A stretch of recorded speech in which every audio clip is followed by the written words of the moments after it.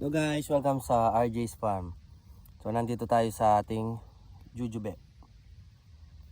And then dahil medyo maliit pa siya, nasa 4 feet. Ang gagawin natin i-abort muna natin yung mga bulaklak niya para mag-concentrate siya sa paglaki. Kasi pag nagtuloy ang mga bunga na to, maliliit sila at saka magtatanggalan din sila sa huli. So ayan siya, ang dami ng bulaklak. Bali ito pinabunga lang natin para makita lang natin na nagbubunga talaga siya. Pero ngayon, i-abort na lahat natin yung mga bunga niya para bulaklak niya para mag-concentrate sa paglaki. Pag kasi marami nagbunga siya na maliit, mabagal siyang lumaki, hindi kagaya nung nandoon, ayan oh. Ito hindi siya nagbunga, hindi namin pinabunga kaya nasa mahigit 7 feet na siya. Hindi kagaya dito, ayan 4 feet pa lang siya tapos kokonti yung mga sanga. Kaya parang nahihirapan sila kagaya nito. Ito pinabunga natin yan pero ang side effect niya, ayan ganyan lang siya. Maninipis yung tangkay. Ito, unog na rin to.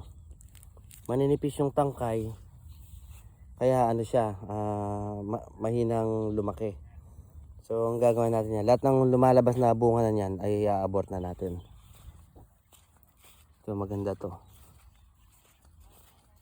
So tatanggalin muna natin itong mga bulaklak niya. I-kukurutin lang.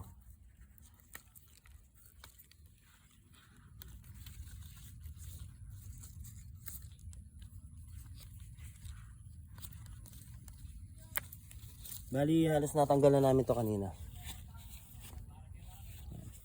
Gaya ito rin. Ito tapos na siya magbunga kaya hindi na namin pinapabulaklak. Pati rin to, ayan, dahil nagpinabunga namin to parang ang nipis ng mga sanga niya. So ang gagawin natin yan,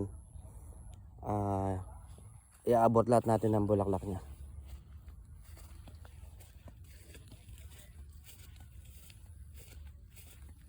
Ito pa.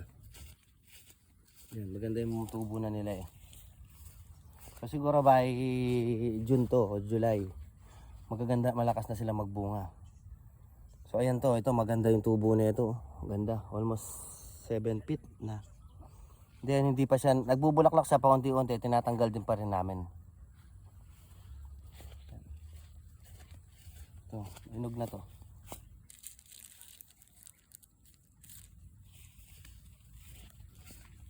Kagaya ito, ito marami rin to. Ayan, nagbubunga na siya.